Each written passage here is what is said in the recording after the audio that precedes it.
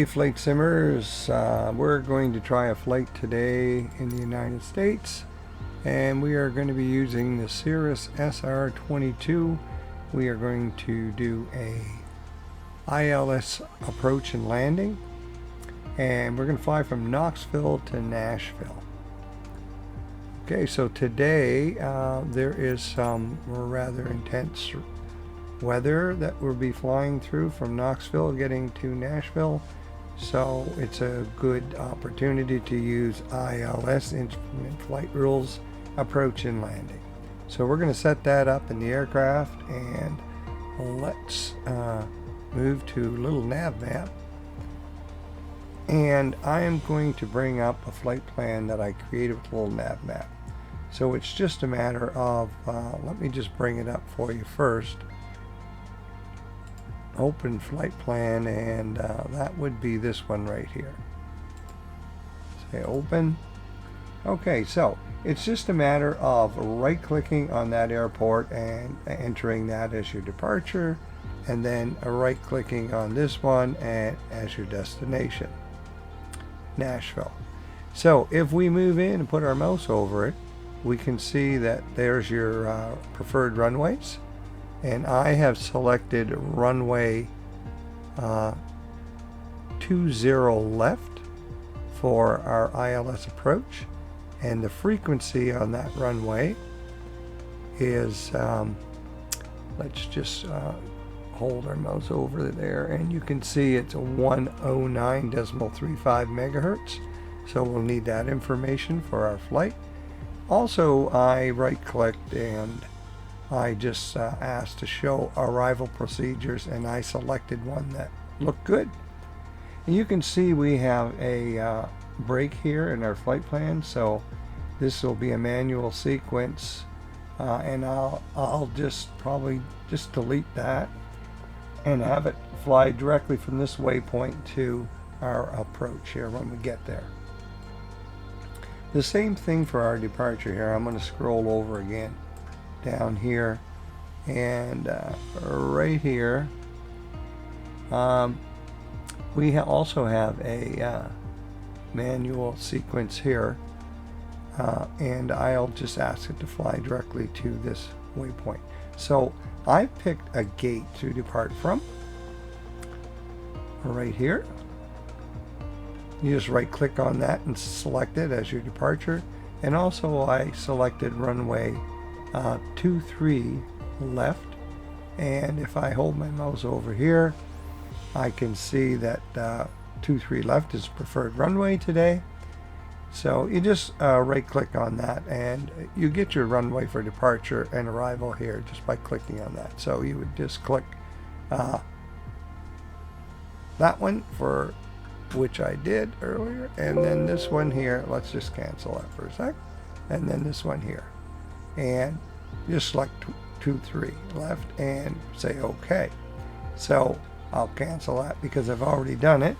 So I picked this gate because, or parking spot, because it's really close to where we're going to take off from, and that's a preferred runway for the weather today. You can see which way the wind's blowing by clicking here, and you can see it's blowing.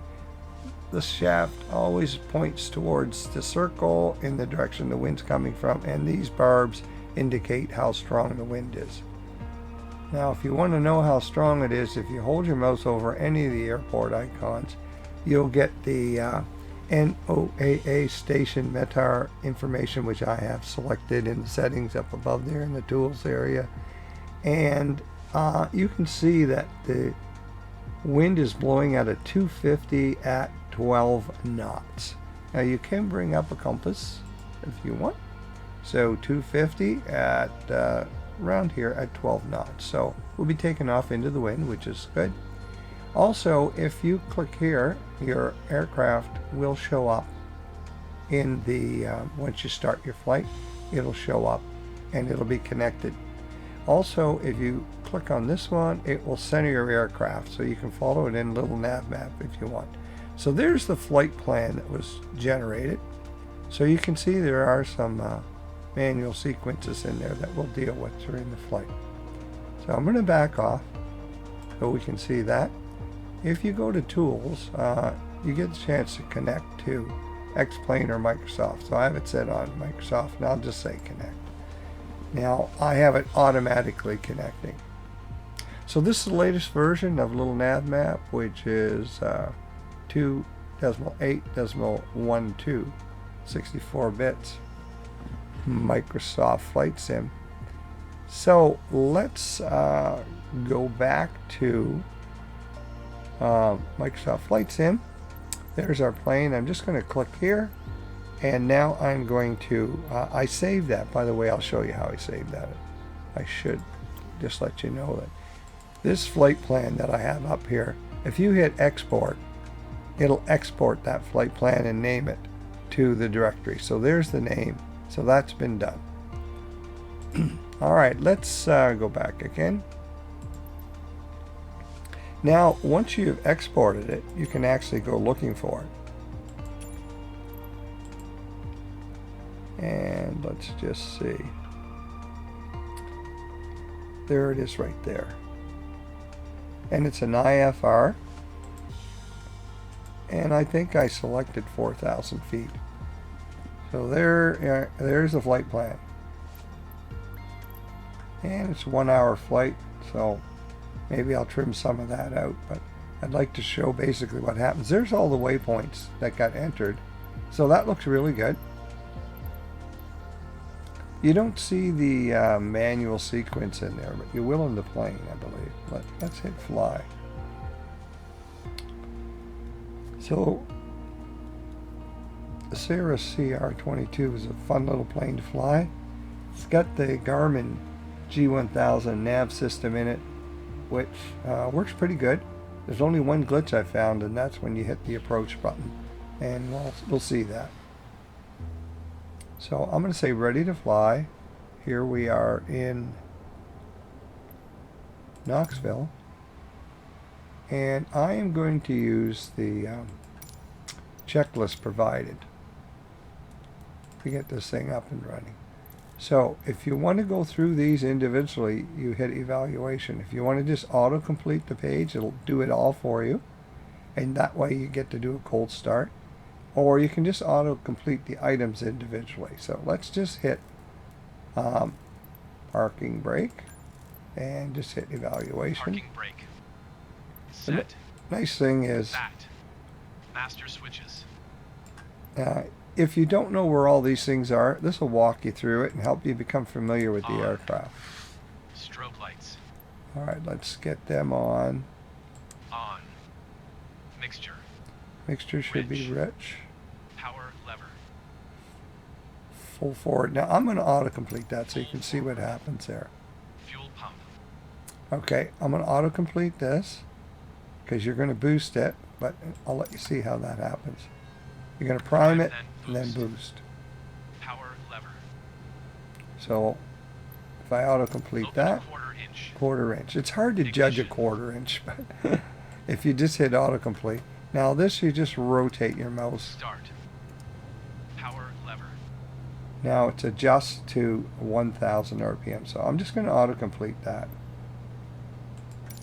It looks like it's doing it anyway. So I'm just going to adjust that to 1000. And we're going to check the oil pressure. There's our fuel gauge right there, fuel selector. It's on the left tank right now. Adjust 1000 RPM. Oil pressure. That's okay. Check. ALT master switches. Okay, so we're going to put them on. On. Avionics master switch. On. Parking brake. Okay, we're going to release the parking brake. Okay, make sure you have your throttle back. Nasser 616 It'll cleared start to rolling. Nashville Airport as filed. Okay, so we're Takeoff clear. runway 23 left climb and maintain So we're 4,000 good. feet. Departure on 125.525 squawk tree 5 tree. Release. Okay, so what I want to do here is take a quick look at this is already set. That's the frequency for that runway we're landing at. Now, Microsoft will fill that in for you, but sometimes it'll be on this side. I'll show you. It'll be there, and this is the active frequency. So to make it active, you have to hit swap. So now that's the frequency we need in green, active. And sometimes also the highlighted box will be down here. That's if I hit my right mouse button. See how it moved down? So if you find it down there, that's your standby frequency. Just right mouse button click and it'll be up there again. And then, like I said, nav swap. So that's set up. Now this is on localizer. What we want it on is GPS, because we're going to be doing a GPS flight using this Garmin system. Now you notice this screen is not on, so you just hit enter. It tells you here. And now we can see this. We're also going to be able to see the weather. Now you see where we've just got manual sequence here?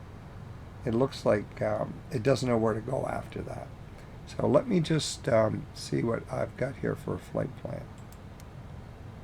So I'm going to go to manual sequence, and I'm going to hit clear. And I'm going to say it's okay. I'm going to enter. So now you see we got the rest of the flight plan showing up, and later on we'll have to do the same thing.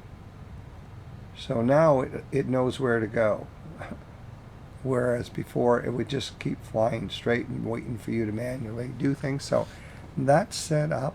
We need our elevation, 4,000. This button moves it in thousands, and this one will move it in hundreds. We need to check our barometric pressure, because this is real-time, real weather today we're flying in. Let's just take a look at the nav lights are off. I'm going to turn them on, and the landing lights I'm turning on. Now the landing lights you should have on if you're under 10,000 feet anyway. Now this is PTOT. I'm going to put the PTOT on because you see you get a little warning if you don't, so I'm just going to put it on. Alrighty, let's take a look. Here's your heading bug, your nav, your autopilot. This is your flight director. This is your approach. And this is your vertical speed up and down. So we'll be using those. That's how you change your heading. And let's take a look up here. That covers a lot of the stuff. I told you about this CDI button. That changes it to LOC, VOR, 1, 2, and GPS. So let's take a look at the interesting thing about this aircraft. There's a parachute in this aircraft. So if you're doing less than 114, you can pull on that, and let's say you're in an emergency and your engine's quit and everything, you pull on that and you are going to have a parachute deploy, and it'll bring you down safely. Now there is a pin that you have to pull here, and they recommend the manufacturer pulling that pin before you take off. See, that's one less step you have to do, because if you don't pull the pin, now it's not showing up here, but I believe it would be somewhere in this area on the aircraft, so that would be removed, and if it's not used after you're finished, you'd replace that pin. So there is a safety pin that has to be pulled to set that up. So there's your airflow. Here's your flaps.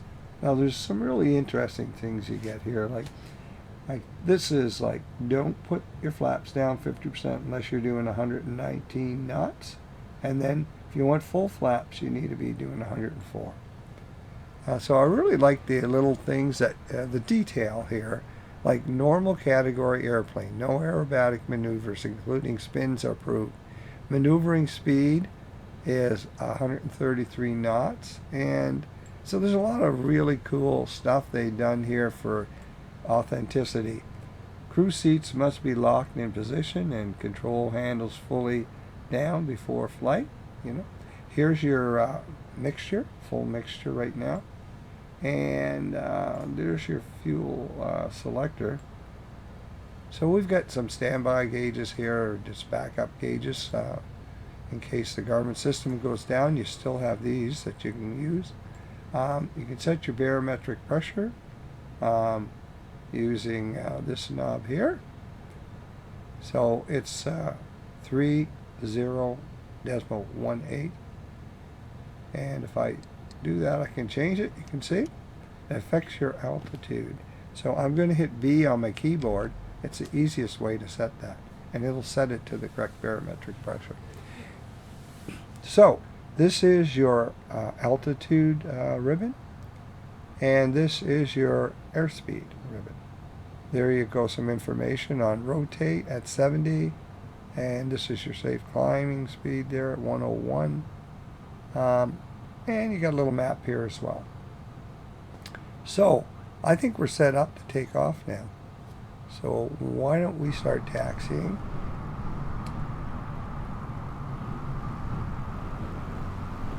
And our runway should be to our right. Knoxville ground Nasser 616 with Alpha ready to taxi IFR.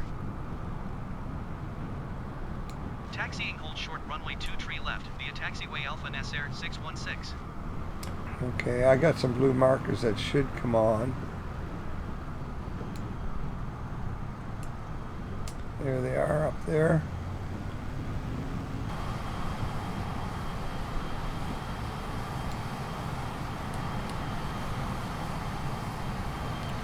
Okay, looks like we're going to have somebody ahead of us that we'll have to wait for. Knoxville Tower Nasser 616 ready for IFR departure runway 23 left. Hold short runway 23 left Nasser 616. Got a little jet there. Executive jet taking off ahead of us, I guess.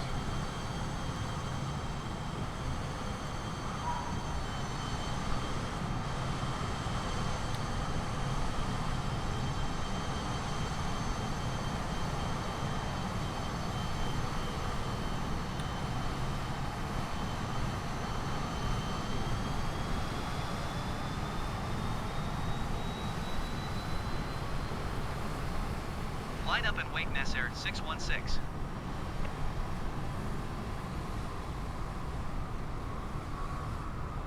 So let's take a look at the weather today that we're flying into. So we're taking off from Knoxville, we're heading to Nashville, and you can see the weather is pretty intense there. We're going to have some heavy rain we're flying through. So I want to see how well Microsoft Flight Sim generates this weather pattern for us during the flight.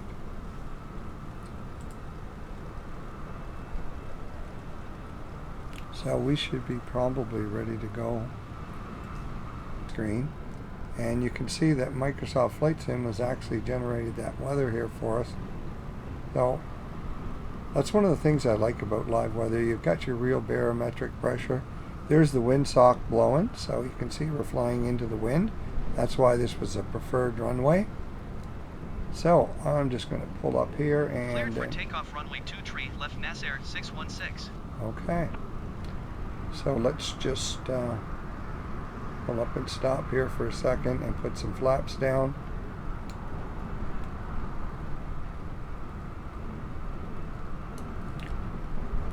Now, I'm going to have to set the vertical speed when we get in the air, but you have to be very careful with this plane. It can't ascend too quickly because it will start to stall. So I'm going to try and avoid that. Alright, so we're ready to go. Just close this window down so we can see a little better.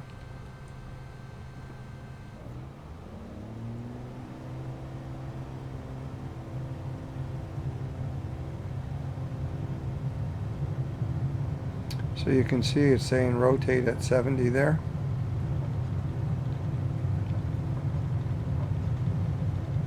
And a good rate of climb. So I'm going to bring my flaps up. I can do that using my joystick. Alright, so I'm going to go inside and I'm going to put on the autopilot. So, autopilot, nav, and flight director should be on. So vertical speed, I want to go up, but Going to 118.0 you see how, Nasser 616. I don't know if I'm just scrolling this here. Knoxville departure Nasser Right there, I got it at 616 is about 800. 1,700 feet, If climbing you got that 4,000 at feet. 1600 or 2000, which it came up as, this thing's going to start to climb too quickly and stall. So let's take a look at our lights here and see what we've got. Nav lights are off. We want them on. Strobe lights, and I want to put on my landing lights. So I think I had them on earlier, but they might have been turned off. Okay, let's just see how we're doing. We'll bring up a little nav map here. Okay, so remember we got rid of that manual sequence and asked it to fly directly to this waypoint. So let's see how we make out, because now it doesn't show up in here. So that's what this white and dotted line means. It's just a manual sequence. Alright, so let's go outside and have a look at the weather. That's the other thing. Now, the nice thing about this is I'm just going to click on here, which will close down, and click Control 2. And if I scroll out here, we should be able to see the weather. Okay, so there's our weather. We've got that on our screen, and you can see this would be more intense, yellow, and this is green, would be light rain, and this would be the more intense. So if I scroll out even more, okay, so we can see what it's going to look like on our flight plan. So I just want to see if this thing is following okay. It looks like it is. So let's go outside and have a look. Okay, we'll bring up a little nav map again. Alright, so we're heading straight out the runway. And the other thing we can do is we can bring up an elevation chart here. It shows us our elevation for the flight, and it also shows our terrain elevation. So we're going to clear everything. We don't have any hills or mountains in our way. And like I said, right as I scroll this, you see with my mouse down below, there's a circle up above on our flight plan, and it shows you what we're flying over. So you can see there Maxwell Mountain, Hellhole Mountain, and that's the stuff I really love about and you can see it's SR-84, SR-11. Now you saw it just centered there. That's because I have this set to center the aircraft with this turned on. Now also you can right click in this elevation area profile, and you can set these on. So I have show ILS or GLS RNP. So this is the ILS feather, and it shows you the frequency for the runway. So it's a really great little aid. And if I kind of later on scroll in and scroll out in this area, you can change the sort of look of how it's projected. But it gives you your elevations here too. If you're looking over on the left in that yellow box up there, you can see it tells you ground 1867 for some feet above ground. Yeah, 2138 feet above. So it'll give you your safe altitude is 3,000. So it's handy to have. All right, so I'm going to close that down for now. And if I zoom in here, we can see, and we're flying over the Tennessee River right now. Right here, and you can see our altitude. We're already at 4,000 feet, it looks like. 4,000, and we're doing 151 knots. So I am going to downsize this and continue to use it. So here's our weather. Alright, let's take a look inside the aircraft and see what the weather looks like. Okay, so there we are, flying here towards this waypoint. We're flying to MILLZ, that waypoint there, and you can see some pretty heavy clouds and probably precipitation we're going to fly into.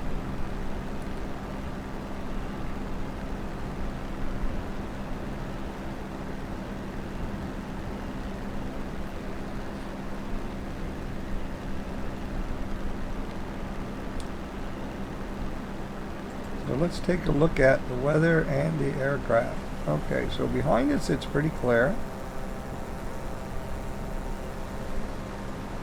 And there's a good look at the aircraft and how beautifully it's rendered by Microsoft Flight Sim. Look at that little even, I guess these would be for stepping into the aircraft. And you can see exhaust here. They even simulate the exhaust a bit, and the props are beautifully done. Here's our landing light on. So we should have our strobe lights and everything on. So let's just go inside and check and see, make sure they're on. Let's go Control 5 and see if these are on. So the nav light's on, strobe light's on, and the landing lights. There comes the rain.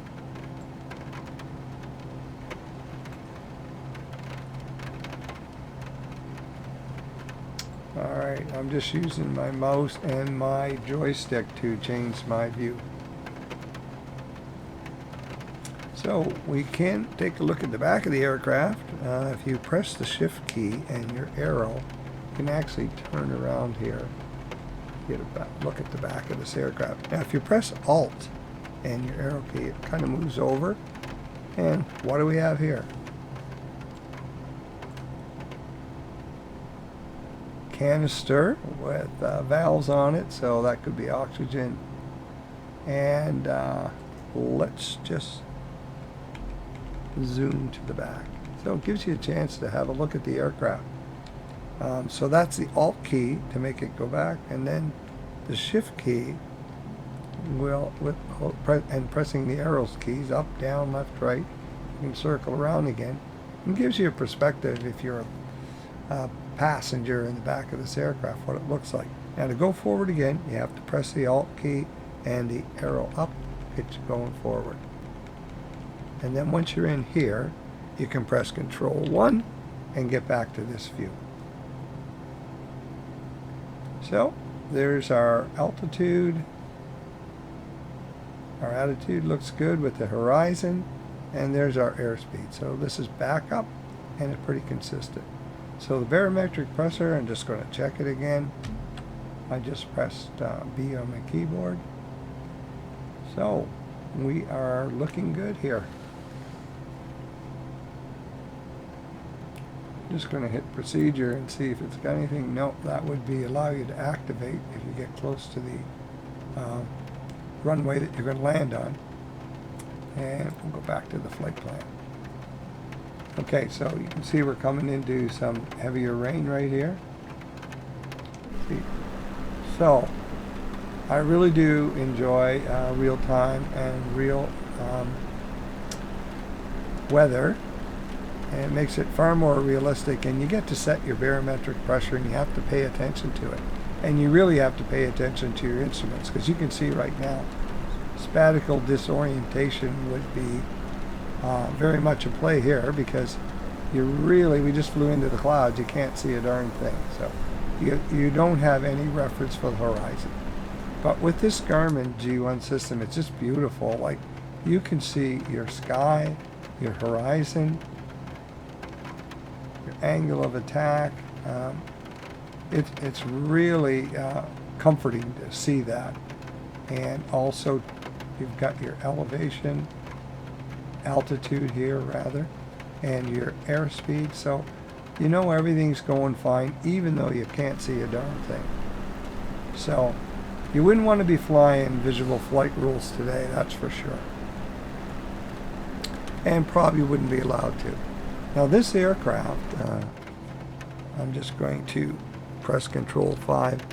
It does have you can turn on airframe de-ice, but you'll notice how it says here, this aircraft is certified for the following flight things.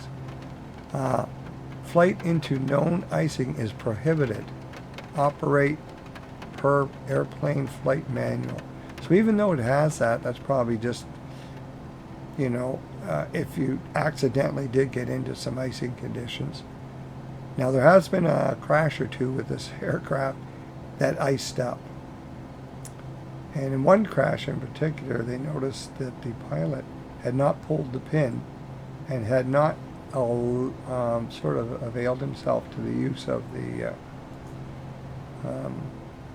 parachute, which is on the ceiling of the aircraft that we looked at earlier. Because, and you only have seconds sometimes to make the right decision. So there's a nice view out the window. So this is a very popular aircraft, and with the Garmin system, a very safe aircraft to fly in weather like this. Can't seem to get over to the pilot seat?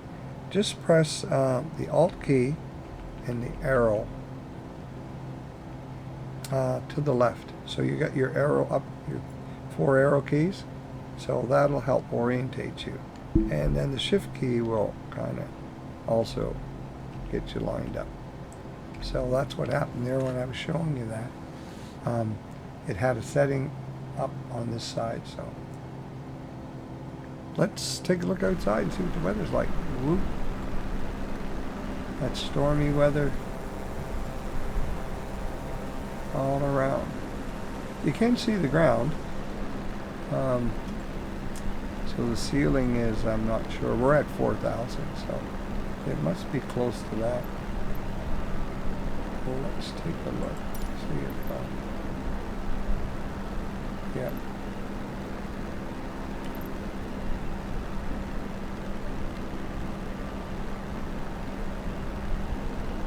Okay. So they're talking to other aircraft there. So we're NASAir 616.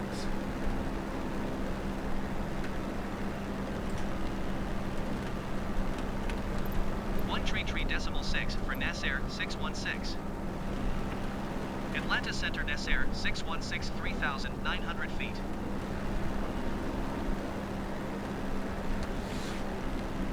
Sometimes you can't hear ATC talking to you. I'm not sure why. I don't know if it's a little bug. But in this case, you see we're answering them and they're talking to us. So, but I can't see really yet. That's what they said to us. So why they're not showing up, I haven't got their voice turned on or off. I have it turned on. So we should be hearing ATC, but we're not. It's not a big deal. If you have this window up, at least you can see what they're saying. So let's just check the barometric pressure.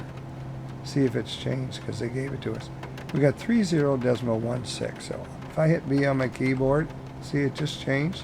So that was what they gave to us, I believe. 30.21.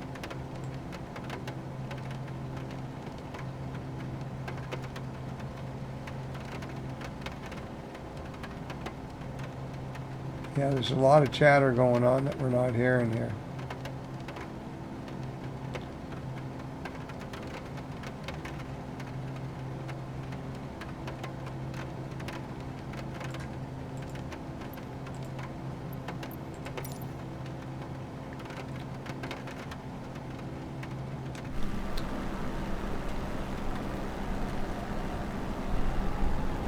Oh, we can hear the wind just a howling out here. I like this view here. You can actually look right in and see inside the aircraft. See the screens, etc. The Garmin system. So we've got the co-pilot taking care of the ATC communications, comm frequencies, etc. And I'm looking after the frequencies for the GPS.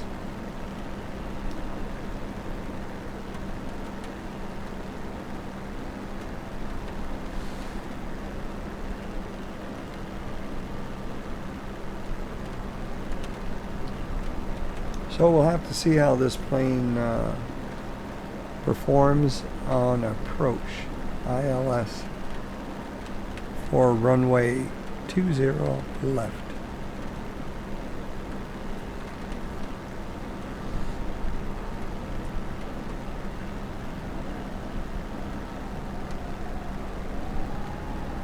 So turning slightly. Let's bring up a little nav map and see what we have here. Yeah, just made a little turn there probably. aircraft is adjusting for the wind. You can see here we've got a pretty strong wind. It's 27 knots blowing this way. So that's why you can see the plane is actually tracking that way in order to stay on this flight plan. So the autopilot's looking after that. So it's working very well. And what are we flying over now? Let's see if we can bring this up here and have a look. Okay, Obed Wild and Scenic River. So anybody that lives in this area will be familiar with this stuff. There's Hatfield Mountain. 601 meters it looks like. Or I'm not sure what that means. If it's metric or not, or if it's... Oh, there's a junction in the river. We got CR-22 we're going over shortly. So, very helpful little nav map. Shows you nearby airports that you might want to divert to. And of course, you know this one has an ILS approach if you ever want to divert. You can even see what your frequency is. So, there's all your little waypoints. Other aircraft can be turned on or off just by hitting that button. So if you want other aircraft, like there's a Southwest flight right there at 36,000 feet. There's an American at, there's the flight number, and it's at 36,000 feet.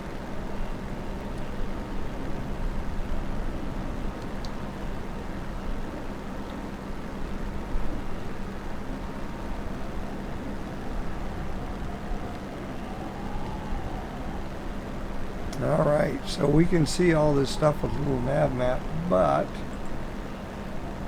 a little harder to see out here because of the overcast conditions.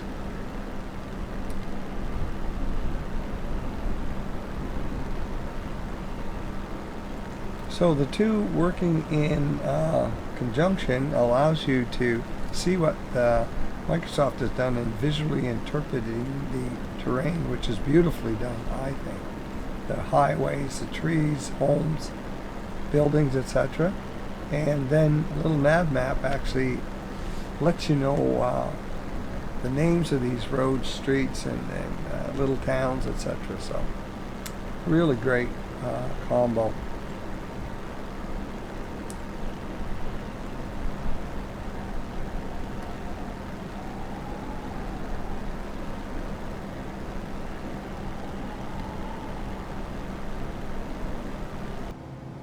Now, PTOT is off. That on. Get rid of that. I think I had that turned off earlier and I turned it back on, I think. Now, so I must have switched it on or off. Let's have a look at what else. Yeah, you can check how your fuel is doing during your flight by going here. So you can see your left main has 13.4 gallons in it, and your right is still full. It's got 20 gallons in it. So if it becomes an issue that we're getting low here during this flight, we can just switch over to the other tank. And of course we use this right here to do that. And we should get a notification here if we're running low on fuel, like we did for the PTOT. Should get a little notification that the left tank is running low, and that might be a good time to switch to the other tank, of course. So looking at the screen here, we can see there's the next waypoint we're going to. We can see that our frequency is set here on nav. This is our GPS we're flying. Our autopilot altitude is holding at 4,000. So this is some of the information that we're getting. And on this screen here, control 2, control 3. No, I'm just pressing keyboard numbers here. So you can see some other information on, besides the map and the weather, on this Garmin screen here. You can see your oil pressure, and you can see fuel flow and your fuel quantity. It's giving you that. There's your right tank and there's your left tank. Now if you want to pick up the nav radio signal, you turn that on. When you get close to Nashville, and we've got this frequency up here set, when we get close to it, you'll start hearing a Morse code signal beeping that we now are close enough to pick that up. And that would be when you know you could put it on localizer or approach.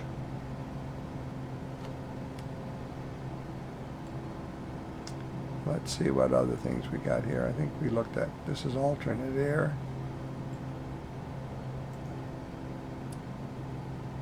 A carbon monoxide detector here. Huh. Yeah, so it changes color from the looks of it. Color restores as air freshens. Got a little date on there. Date opened. Replace every 12 months.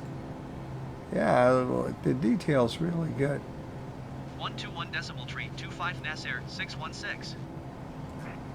Indianapolis Center, Nasser 61, 4,000 feet. They might want us to go a little higher. I'll have to see.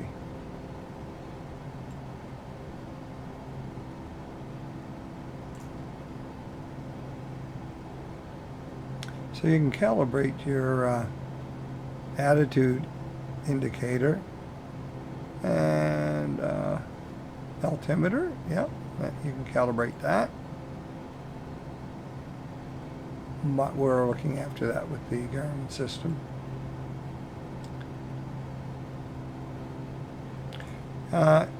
You also can fly direct to here. Like for example, if we wanted to fly direct to mud, you could hit direct to and then select that waypoint and enter and activate it, and you wouldn't necessarily then have to go to this waypoint. You'd fly direct to that one, but I'm just going to stick with our flight plan here.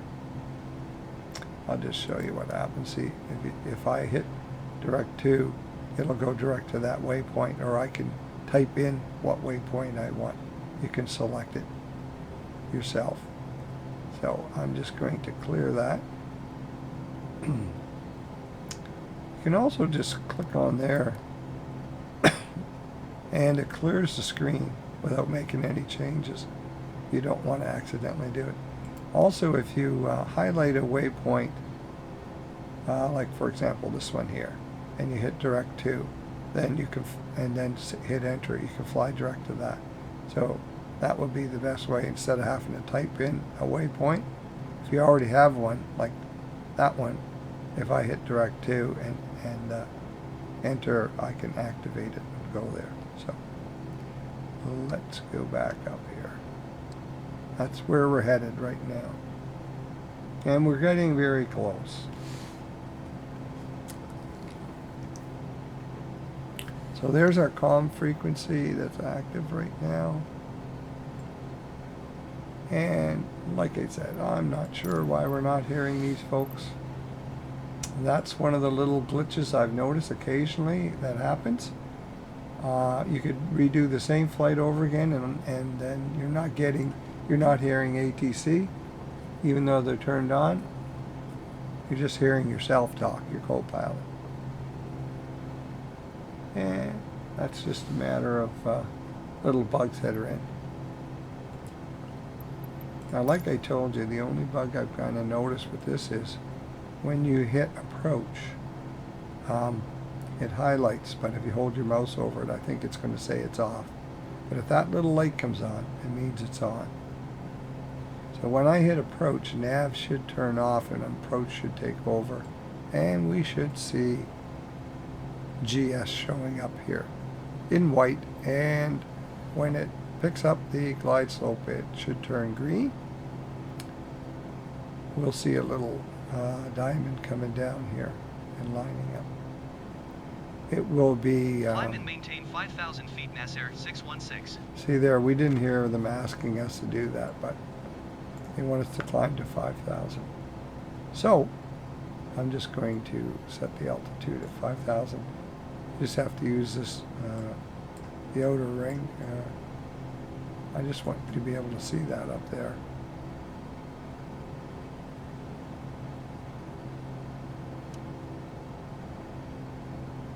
So that's 5,000. So like I said, don't increase your altitude too much. So we're going to do vertical speed up.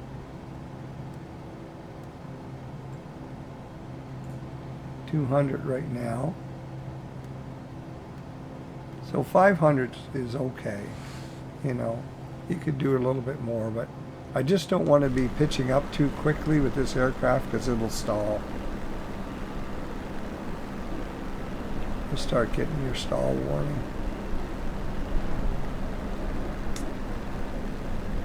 And if you stall, you're going to have to pull that parachute. But, like I said, it's not operative, unfortunately. That's it right there. Poof, comes up there, and there's a parachute, and strings and everything. It's pretty cool. You can go on, you can Google it, and you can see how simulations of what it's supposed to look like when it's deployed. The company has information on that. I think this is the only aircraft that has a parachute. I mean, the only company that produces aircraft with a parachute. I think they have other models that also have parachutes. It's a great feature, great safety feature. And it's been used quite a few times with success.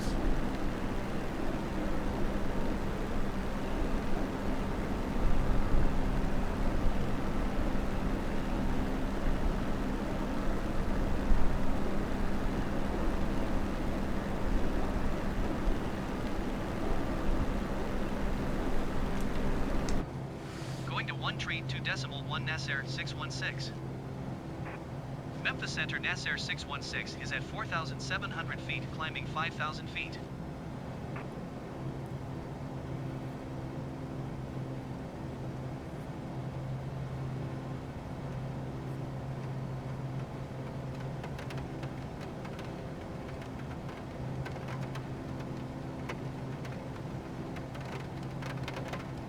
So that's interesting. You can see that we just came into some heavier weather, you know, on the radar, and it's starting to show it's raining. So that's pretty cool. They've done a nice job of simulating the weather.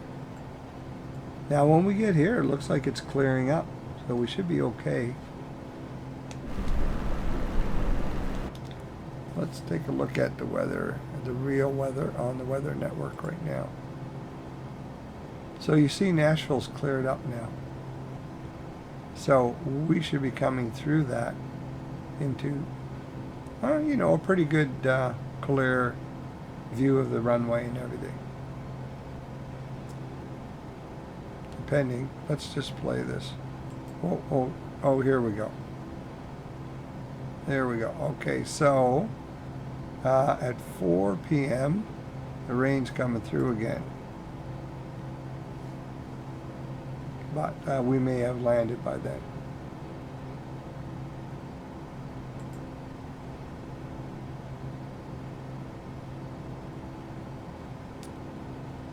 Let's bring up a little nav map. Yep, he's turning. Perfect. All on the flight plan.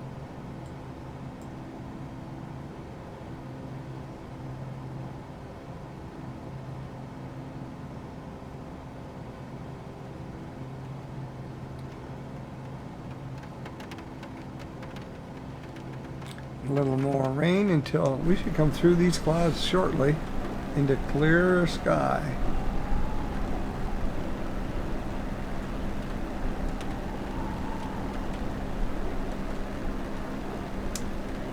So you can see I have heads-up display turned on, and I set it for minimum.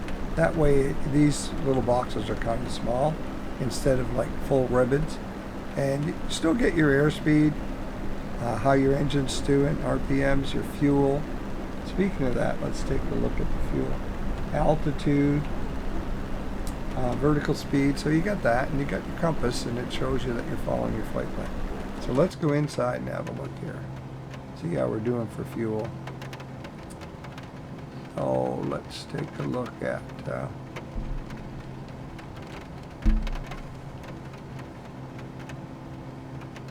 so you see the left tank's getting a little low here. Just going to leave it for now to see if we get that message here telling us that our, you know, little redundancies is nice, because you might not notice that.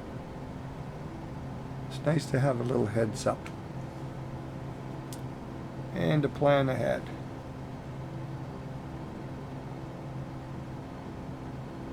So we're at 5,000. They're probably going to want us to go to, let's have a look at that little nav map here and bring up the elevation.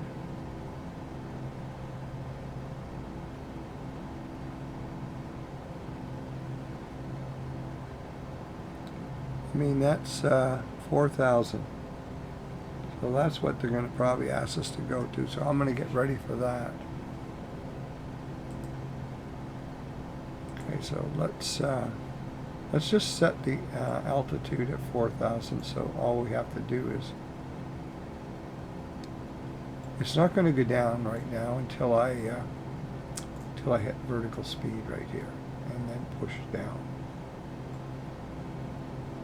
So we're set up. We're ready for it. You know, some of the flight plan information in the Garmin systems do give you your elevations, which is really nice when it does do that. But right now we don't have elevations. We're going to rely on ATC. Even though we can't hear them, we can hear us replying. So it's making for a quiet flight. There we go. Came into the rather clear skies. Let's look at our, yeah, here we are here. So this is basically rain. So I don't know how much cloud cover we're going to have when we get to the airport.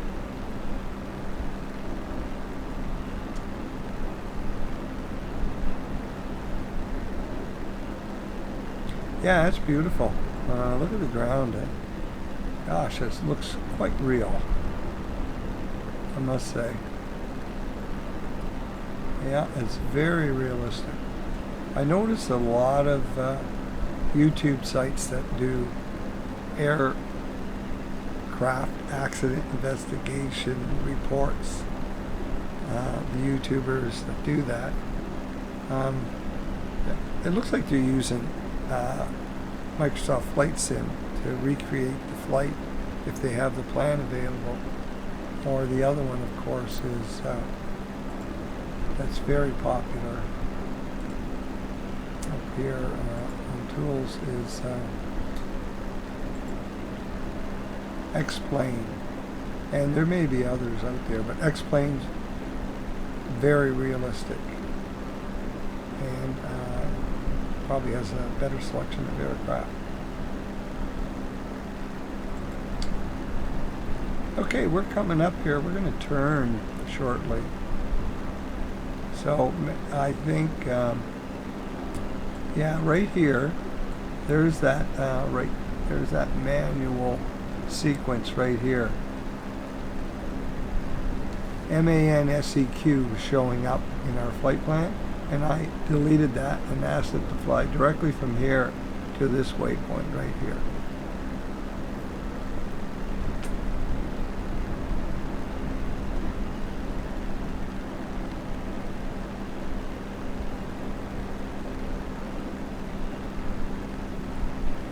Hey, there's a Spirit flight. United American Brickyard. Some of it's generic, and some of it's real. Alrighty, let's see how we're doing. Just going to downsize that back to our aircraft. Ooh, beautiful. Yeah. Finally, we can see where we're going.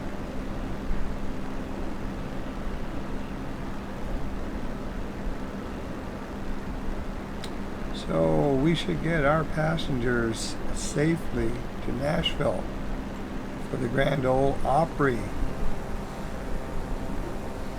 So this flight we're doing on July 19th, 2023 at 2:20 p.m. Eastern Standard Time.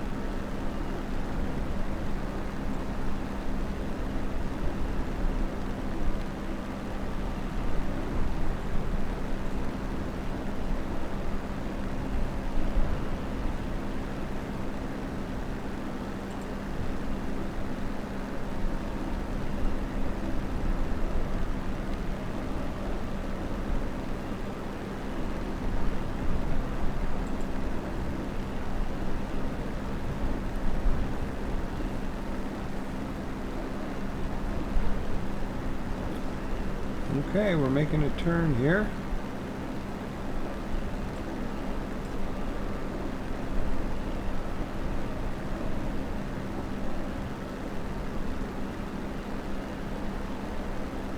Let's look inside the aircraft. Just zoom in here. Okay, there we are. Yeah, so we're going to fly up here to this waypoint, over, and then do our approach. And you can see we got a little rain there at the airport right now, from the looks of it. Let's have a look at the real weather. Yeah, that's Nashville. So Nashville now. Okay. It looks kind of clear on the radar, but that could be just cloud cover that we're seeing here. We'll see when we get there.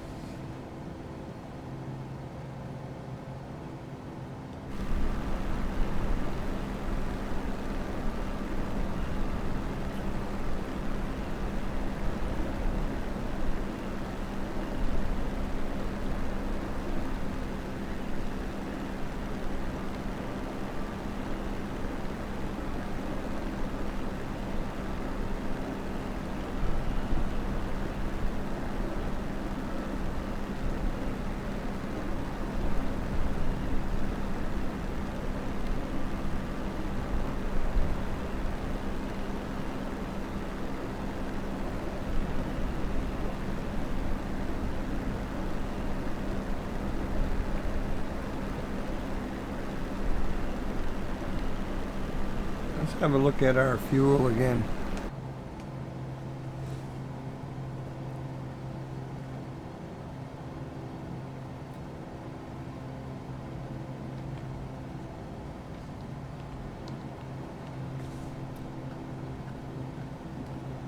So you can see this left tank's really getting low here.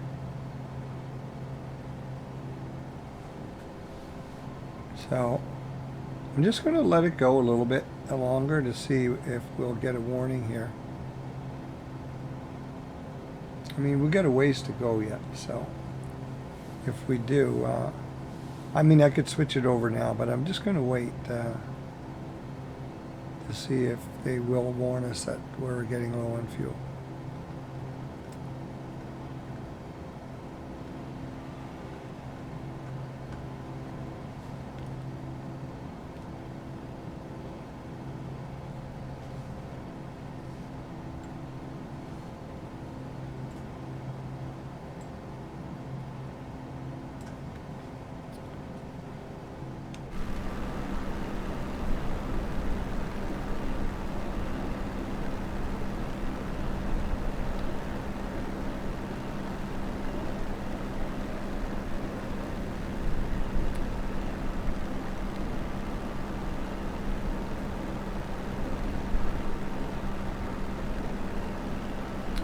Well, if you are doing longer flights and you do run out of fuel, you can set your settings on unlimited fuel. It's not that realistic really, but if you didn't want to have to land at an airport and refuel, you can just hit this and you can just reset your fuel actually, and it'll sort of like in-air fueling. Which might be more realistic for those fighter jets, but at any rate, you can top up your fuel if you see you run out of fuel. Now, if you're trying to do a transatlantic flight in like a Boeing 747 or the Airbus and you run out of fuel, just because it didn't have enough when you took off, then you could actually top it up in flight before you get and restart your engines if they go out and everything. You can just go through your check sheet and do a restart on everything and get your engines up and running again. And how are we doing here?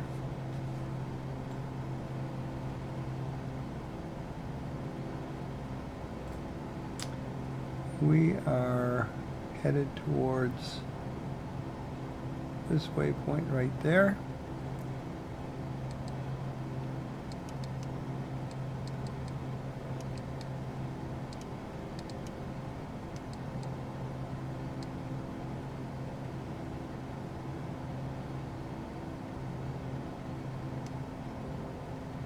There's where we're going right there. Our next waypoint.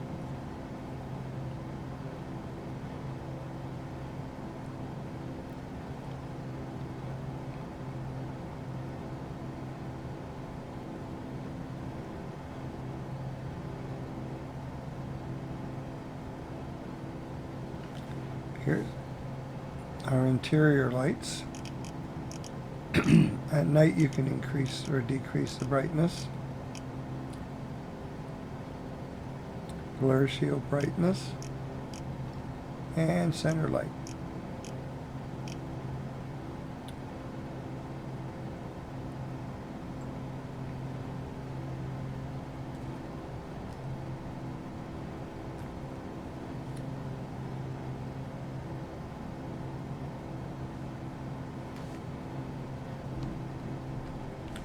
I'm just going to adjust the range on this map screen here so I can see a little better where we are.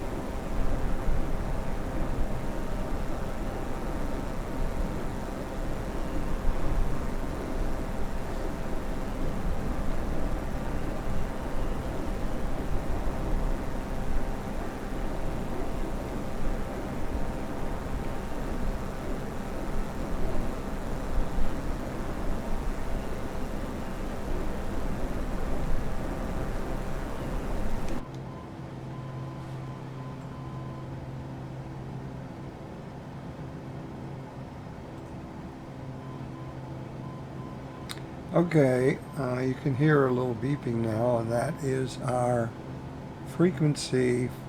So we're in range actually for this frequency right here.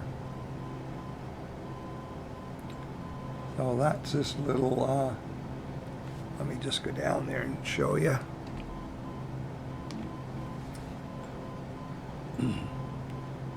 Right here, the nav1 frequency. So that would continue to beep to let you know you're picking up, you're close enough to pick up the frequency for the runway.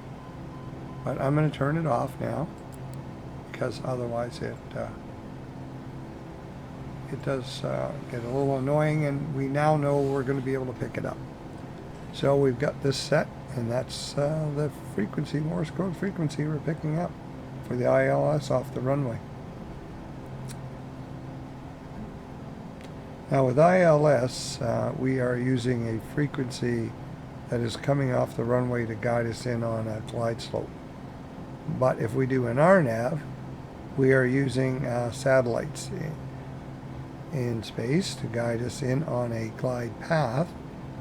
And in that case, we have to be at a certain altitude when we approach the runway in order to pick up the glide path. But it stays on GPS, and you don't need any frequency to pick that up. Like I said, the satellite will just guide you in. I think the ILS is, with some people, more, popular because you can just be at a certain altitude within a range, and you'll still pick up that glide slope once you intercept it. But for the RNAV, you more or less have to be at that right altitude, at that right distance from the runway, and you get that from charts. And actually, I've found that ATC will guide you in and get you. If you set an RNAV flight plan. Expect ILS runway 20 left approach via Riaba transition cleared to Riaba SR616. Yeah, they haven't told us to descend yet. But anyway, I have found that ATC will get you at the right altitude. 616. Nashville approach Nasser 6165,000 feet.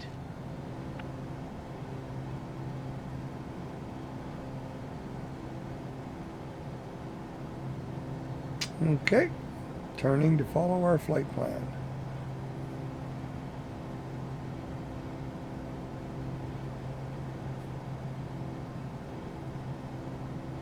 Yeah, this is the section that was flying manual sequence, and we just eliminated it.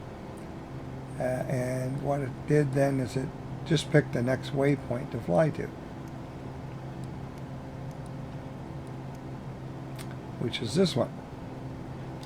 So it saves us from having to worry about that. Now you see our fuel there, how low it is? Well, we're not getting any notification here. So let's just see how much fuel we got in that tank. We have 4 gallons in the left. So I'm not sure when you get a warning or not. I would say once it gets into that yellow zone.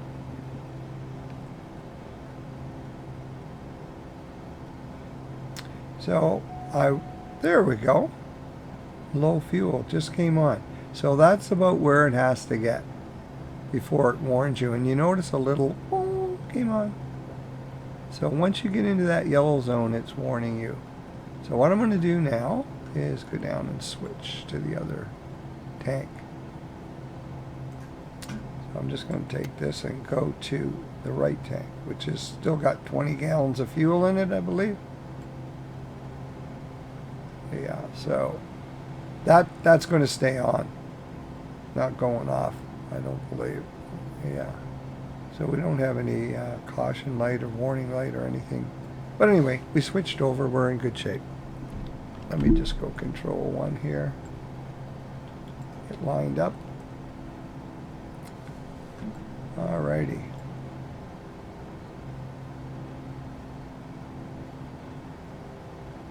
Just going to close that down. bring up little nav map, see how we're doing. Okay, so little nav map, remember it was going to follow over to here. Now what the plane is doing is heading to a waypoint over here somewhere to do the approach. So let's take a look at the flight plan.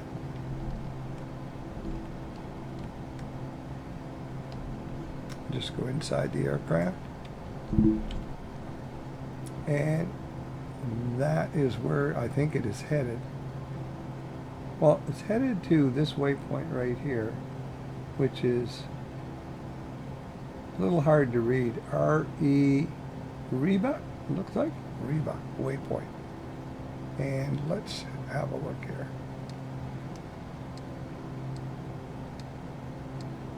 There it is right there. So go with a little nav map again. See if we can find that waypoint. There it is right there. So that's where it's flying to. Now, Microsoft Flight Sim put that waypoint in. I don't believe I selected it. Let me just have a look. Maybe I did. Well, you can bring your flight plan up again by clicking on here. Yeah, no, I didn't ask for that waypoint when I created the flight plan. So that would be something that was added by Microsoft Flight Sim when we imported the little nav map flight plan into this. Yeah, so it flew to here, did everything we asked, then it created this waypoint in order to line us up with this runway better. Well, that's okay. Very good. It's probably going to turn as soon as it gets there. Descend and maintain 4,000 feet, Nasser 616. Okay, so we got to get down to 4,000 feet. Okay, so we have that set up already, as you recall. So I have to go over here, hit vertical speed down, scroll with your mouse, start descending.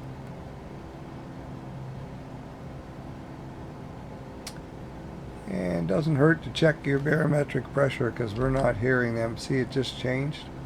We're not hearing ATC, so they could have told us what it was and we just didn't hear it. Anyway, I want to descend. Now what I have to do is be careful of my airspeed. You don't want to get into this yellow zone. So. And also I have to slow down in order to put on my flaps to lower them. So I'm going to cut back because I think, as you recall, for the flaps we should get down to about 120 knots in order to put them down. So descend and maintain 3,000 feet, Nasser 616. Now 3,000 feet. Okay, that's great. You can see the runway up there. So now we have to go down to 3,000, and I have to go over here and turn this on and start descending.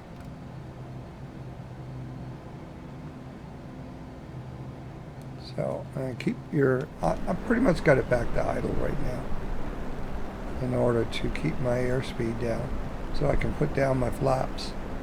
Remember, 120 knots roughly for the flaps. We're going to land at around 70 knots, 80 knots. See our altitude's coming down. So I have to hit approach now. So here's what I'm going to show you. Watch this. See that light came on? But it still says it's off. But it's on. So trust that little light. There's a little bug. Nav should go off. And we should pick up the glide slope shortly. And I should be able to put my flaps down. Nasser 616 have the generic in sight. Okay, so I can put my flaps down now. Have the generic in sight. And we should pick up the glide slope. Nasser 616. Nashville Tower, Nasser 61610 miles north inbound ILS runway 20 left approach. That's still showing white there. Clear to land runway 20 left NASAir 616. So if it doesn't pick it up, I just take it off autopilot and land it manually. So let's have a look here.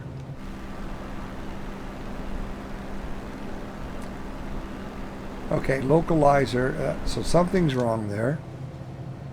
I'm just going to flick this again and put it back, and it should go on LOC1. So I just clicked that, and now let's see what approach is. Let me just go back to approach. Click that on again. Click nav on, click approach on. Okay. So I'm not sure what happened there, but now you see it picked up the glide slope. So there are little glitches there. So I had to put the nav back on and then hit to get the approach to go on, and I had to pick LOC1. Why it said LOC2. Now you notice how that's in green now. So that was part of the problem. I had to swap it back again and nav approach. Now she's descending. So now I got to watch my airspeed. So that could be a little glitch in the programming with this aircraft, but it works. You just have to pay attention to your instruments and make sure that you got everything working properly. So if you hit spacebar, you can get a slightly different view. And you can also hit F. I'll line you up nice. I just hit the F key on the keyboard there and sort of gave me a nice view out the window. Alright, let's take a look. We are doing 109, which isn't bad. What I'm looking for is 2 red lights and 2 white lights here to tell me that I'm on the glide slope. If it's all red, I'm too low. If it's all white, I'm too high. So we'll see when we get closer what it looks like. But the weather's sure good. Cleared up nicely.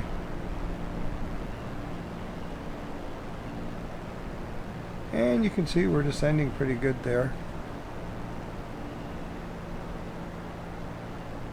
We're doing 100 now, airspeed, 100 knots. And we're right on the localizer, lined us up. You can see right here. We're lined up nicely with the runway. Let's go back inside and have a look. So just before I get there, I'll take the autopilot off. Now I have a different buttons programmed on my joystick, and I have one for the autopilot. So I can just hit that and watch what I'm doing out here as I land. Sort of like you do in the real, if you were flying this plane, you just reach down and glance and hit it. So instead of having to do this type of thing, so I can hit it with my mouse, I can just do it with my joystick.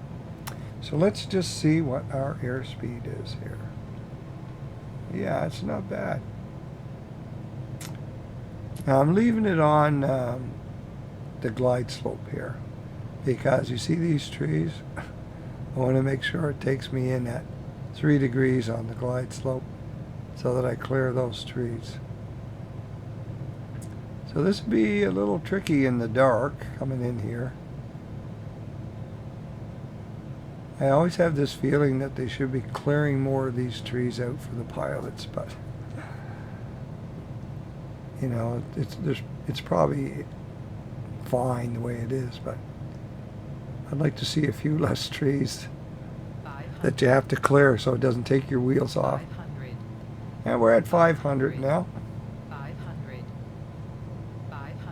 See, it's holding us at 500, which is nice. That's the autopilot on glide slope holding us at 500. Now we're descending a little more. So it's coming in beautifully, and you can see we've got the 2 white lights and the 2 red lights here on the left-hand side of the runway. Now it just went red. Now that's normal because we're getting so low now it's hard to pick it up. So I'm going to take it off autopilot now and just land it myself. It's good to practice landing. So get your airspeed down and just try and level out over the runway. So you touch down gently.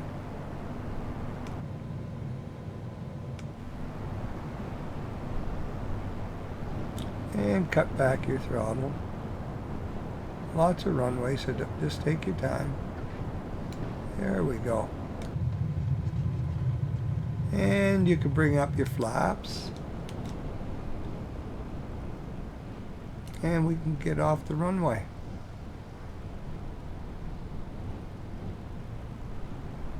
Let's just go up here and turn. I'm going to put a little nav map back up.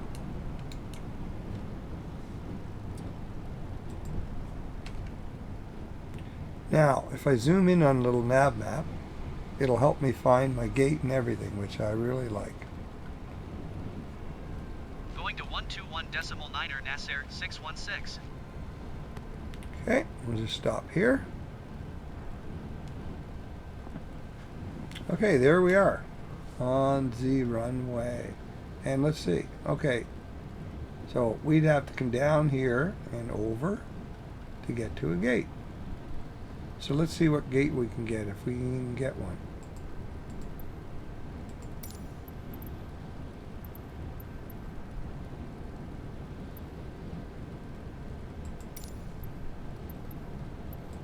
Nashville ground NASAir 616 request taxi to the gate. Taxi to Gate 31 via taxiway Gulf NASAir 616. Okay, via taxiway Gulf. Okay, let's bring up a little nav map. Get them to help us. Alrighty, and we can see where we're going.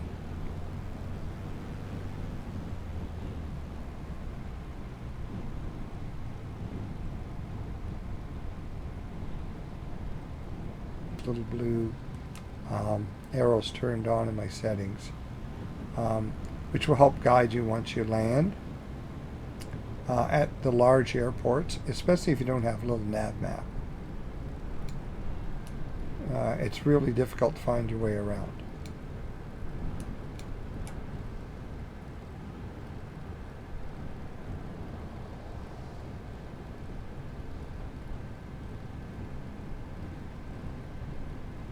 And let's just go inside here and see if there's a person here giving us some directions. He's telling us to get over and come straight now. Okay. Now we've got to really slow down here so we don't run this guy over.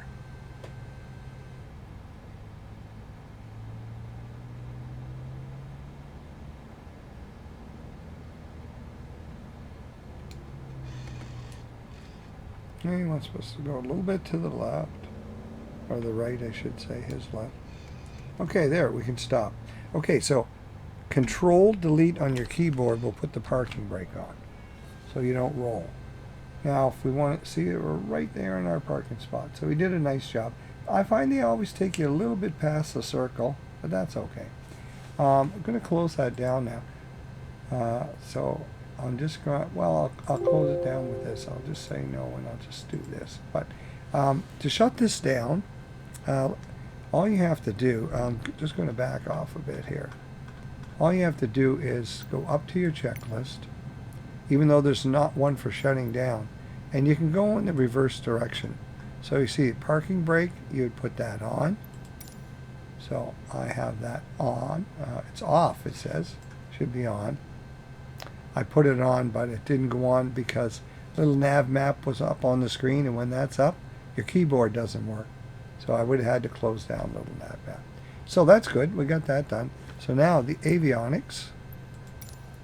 So you just turn that off. And then your master switches, your alt master, turn them off. And you check your oil pressure, power, ignition. So for your ignition, it's just a matter of turning the key by rotating your mouse. And that went off on us because I must have clicked it by mistake. So our fuel, that has to be all the way back to cut. Yeah. And let's see if I got the avionics, oil pressure, power, ignition. fuel pump, power lever, mixture, I did that. Strobe lights now. So we're going to turn these lights off. And then master bat switches. Here we go. And that's it. So we shut her down. And successful flight. Thank you very much for joining me on this flight. I hope you learned something about flying the Cirrus CR-22 and also some of the little glitches that are you know, in the programming of the approach for an ILS landing, but easy enough to work around if you realize what's going on. Now, actually, the guy did bring us in perfectly, pretty much. So that little circle that you get on a little nav map doesn't necessarily agree 100%. It's sort of back here. So, all right, listen to that guy on the ground giving you your directions. Thank you very much for joining me, Flight Simmers. Catch you next time.